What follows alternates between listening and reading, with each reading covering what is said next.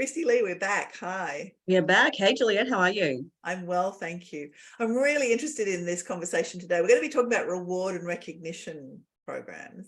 And I think this is really, where your expertise is going to come in, because I talk with teams about reward and recognitions in terms of motivators and in terms of where individuals are wanting to get to in their careers and in their roles. But I think you have a whole lot of really specialist expertise in this. So where should we start? Well, it's such a big topic. I think I get asked about this at least once a week. I feel like I get asked about this topic a lot, and it comes from a few angles. And often it is about that motivation piece. How do I motivate my people? What sort of reward and recognition program should I have in place? Yeah. And also it comes from the angle of, I've heard about a reward and recognition programs. How do I do that in my small business? I get that kind of, what does that actually mean? Because a lot of the businesses I work with, of course, are small businesses, and they don't have the resourcing or capacity to do what the businesses do. And yet we're in the same competing space for talent. So they're always trying to understand how they can do this kind of thing in their business in a way that's not going to send them broke, of course. So I get asked about this a lot. Do you get asked about this a lot as well? A bit, but more in terms of motivation. And I think that the areas where I have these conversations are family businesses, because trying to create equity around family rewards and recognition versus employees, but also owners and how they can, because I work with a few business owners who basically put everything on the card and do anything they like. And what their employees see is that they're doing everything they like. Yeah. But when the employees are asking for a raise or a bonus or whatever, it's not necessarily available. Yeah. And so when I go in to talk with the team, these are the sorts of things that come up, and it's very demotivating for people in that situation to sort of see business owners rewarding themselves, but not necessarily rewarding the team. So I tend to have those conversations more. Interesting. That's that we could unpack that last point. That might be in a whole other episode. Let's park that because that is big. It sort of gives me flashbacks to my early career, actually. Right. Yes. My manager used to choose which sports car we would take to the appointments. Right. Yes, but not necessarily give you a bonus. No, but you can't have any leave. No. So. Yes. Okay. So yes, we can do some therapy on that in a whole other episode. Okay. Excellent. We'll do that. But I think when we're talking about reward and recognition, I think where we need to start is really just firstly at a high level unpacking the difference between the different types of motivation, because this is where it comes down to. Employers are looking to implement reward and recognition programs because they want to motivate their people. That's the crux of the intention. And what I often see is businesses trying to throw money, gifts, extravagant things, outings, weekends away at their staff in order to motivate them. Yeah. And they're very shocked when I share with them that all that's great, but if your team aren't what we call intrinsically motivated or engaged in their job, you're basically throwing money at the wall. They get very surprised when I share that with them, but it does also make a whole lot of sense because they've often tried lots of things that have cost them money and have felt like it was a waste of time. It wasn't appreciated. It was almost thrown back in their face. And that's fundamentally because there was a lack of intrinsic motivation. So when we talk about intrinsic and intrinsic, of course, is the internal motivation towards someone's job, role, company they're working for. It's that it is hard to define, but it is that level of psychological commitment to work because they really are genuinely invested personally in doing well at work. And now, sometimes it's wanting to be part of something bigger. Yes. Sometimes it's really connecting with the role they're doing because they feel they're making a difference. And sometimes it's because they feel that the organization they're working for is making a difference in some way. Yeah, but it's that psychological time to something else, whether it's the job, the cause, the greater vision. It's that these people are internally going to show up and do a great job. No matter what reward or recognition you give them, they've already got that. Yeah. When someone doesn't have that, you can't do anything else. You've got to fix that problem first before any reward or recognition program is going to do anything good for you. So I think, you know, and we could unpack that in a whole other episode, but that's just really important to fundamentally understand. If someone is not internally motivated to do great work, doesn't matter what you do, doesn't matter how many carrots you dangle, whether they're gold-plated or anything else, it's not going to get them to where you want them to be. Yeah. And so sometimes you do have to take a step back and fix the underlying issues first.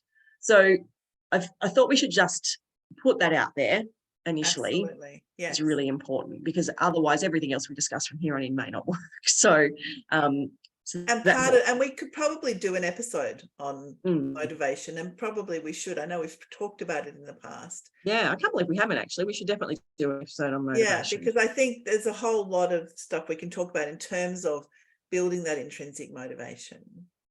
Yeah, one of the things I would say about extrinsic motivators, and you touched on some of the things that people do, you know, as in taking people out to dinner or giving them treats or whatever it is, gifts and things.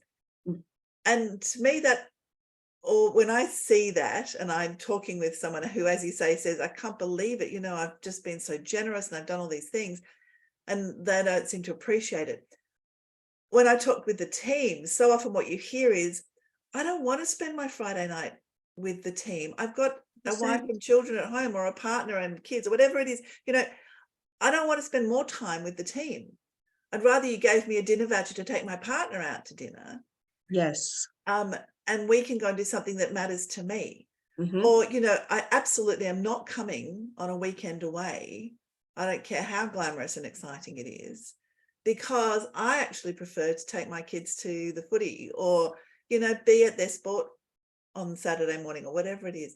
So I think we get that wrong, because we assume what motivates us motivates everybody. What we find exciting will be exciting for everybody.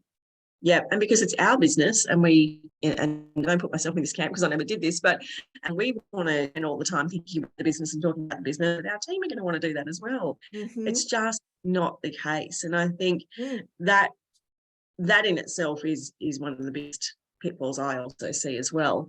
And this comes down to what I like to sort of refer to as individually incentivizing as part of our reward and recognition programs.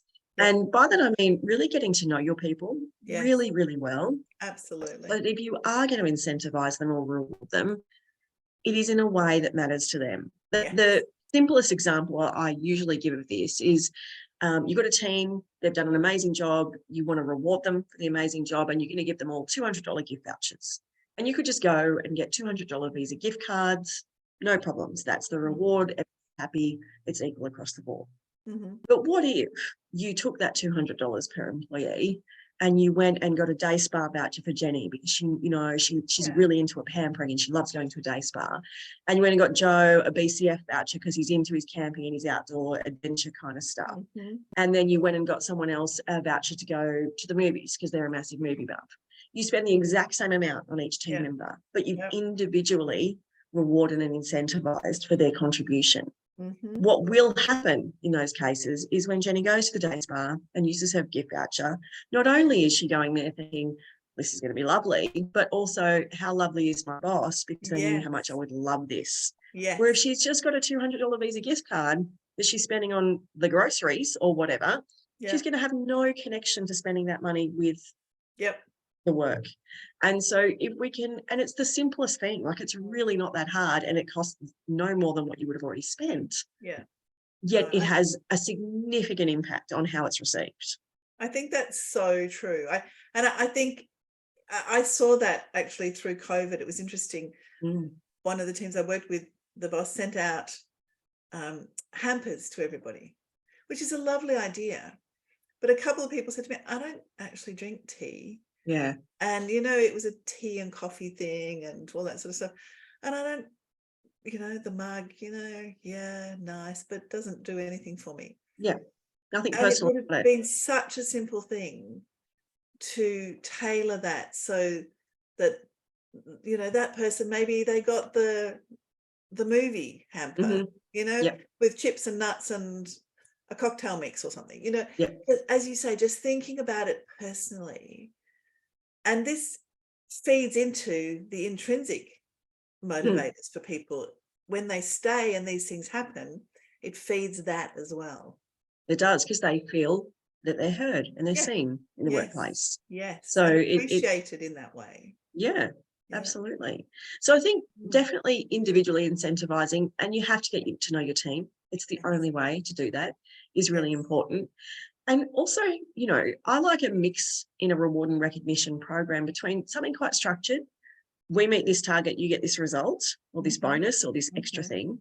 But I also really, really love seeing more sporadic, random acts bedded in. And you could strategically bed it in and just not tell the team about it if you need to budget for it.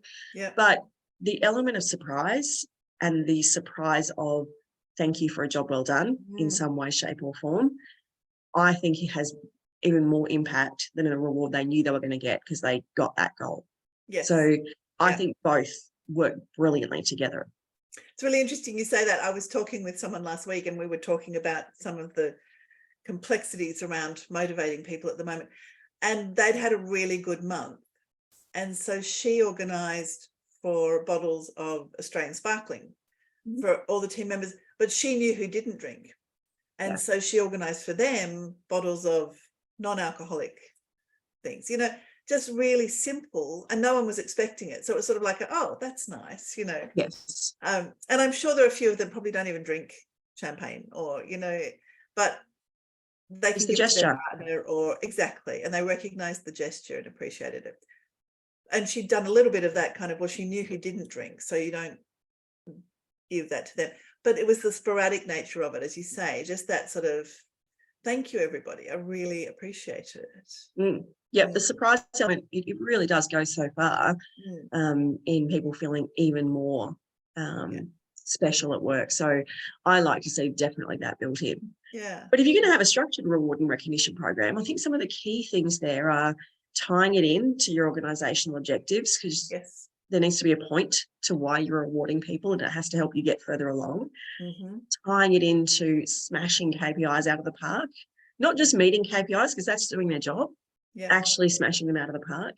So tying them into actual, tangible, measurable results that matter to progress and performance, I think is really, really important. You know, not just getting rewarded for showing up every day, but getting also, rewarded. And not rewarding performance if behavior is bad. Oh, 1,000%. Yes. Know, because the team knows there can be somebody who comes across as a really good performer, but then the team knows that in the background, that person is not behaving in a way that kind of supports the team or helps other people or whatever it is. So being able to tap into that is really important as well. So true. And we see that a lot with business development and sales teams, where their targets are financially driven. They're based on revenue, profit, sales. And so as soon as they meet those, they're automatically defaulting into these, you know, monetary. Often big monetary. Often big. And there's nothing tied into behaviours. So when I'm working with teams and we're developing those, yes, we will have the monetary goals, of course, but we will also have, and you must be acting in accordance with our values at all times. And I think that has to be part of it. It absolutely has to be, because otherwise that's really culturally destructive. Lost my words totally. To a business, if you've got someone that's getting rewarded for terrible behaviour.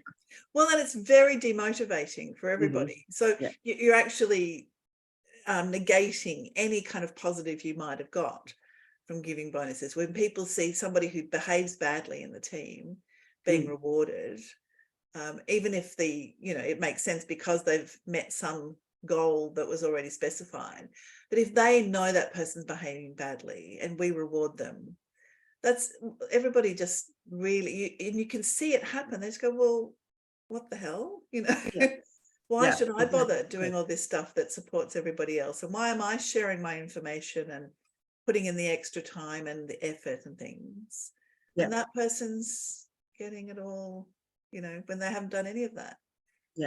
So it's absolutely true. I think you've got to have that bedded in. And I think largely small businesses, especially, you might see a lot of the family businesses you work with, massively overthink reward and recognition programs. Like they need to have this huge structure like a corporate does.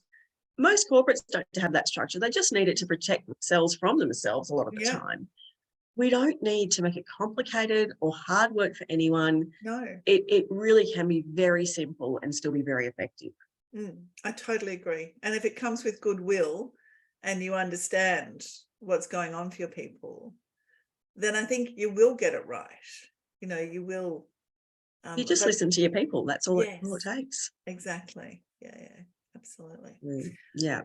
Because I think, there's a whole lot of technical stuff that can go into reward and recognition.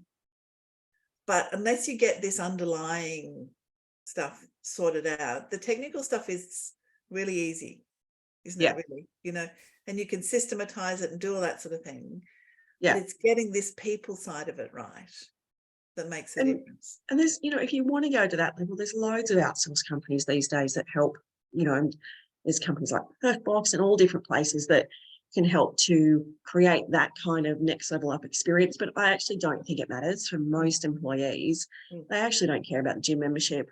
They don't care about, the movie ticket, discount and vouchers. It's not, those things don't matter to most people. If you can get the individual part right, you're going to have a much higher success rate. Absolutely. Yeah. I agree. Oh, I feel like I should go and have a conversation with somebody about, what motivates them. It is like everything else, getting back down to the basics. Know your people, know what's important to them, listen and act accordingly, and you'll get it right. You really don't need to overthink it much more than that. But I think the main thing is, do be thinking about rewarding your people. Nothing is more demoralizing than, I talk to teams when I'm doing exit interviews all the time where they say, I'm only ever told when we're doing a bad job. We're never told when we're doing a good job. Yes. So the fact you're listening to this episode and thinking about rewarding and recognition programs means that you're heading in the right direction. Absolutely. Yes. And I do think, we talk about how the most powerful feedback you can give someone is that positive feedback that just says, and it tells them why, that thing you did is great because it really helped that customer or whatever, or because it helped the team or, Yeah. And that in the moment, off the cuff feedback, nothing they said. So exactly. Even if you're doing all of this other stuff, keep doing that as well. It's really important. I agree. Yes. Yeah, totally. Okay, we could ramble on about this for ages. We could. We'll save it for another episode. Let's do an episode on, owners and family businesses and reward systems in there, because I think that might be an interesting conversation as well. Absolutely. Sounds good. Perfect. Lovely to talk, Kristy-Lee. Thanks, Juliet. See you soon.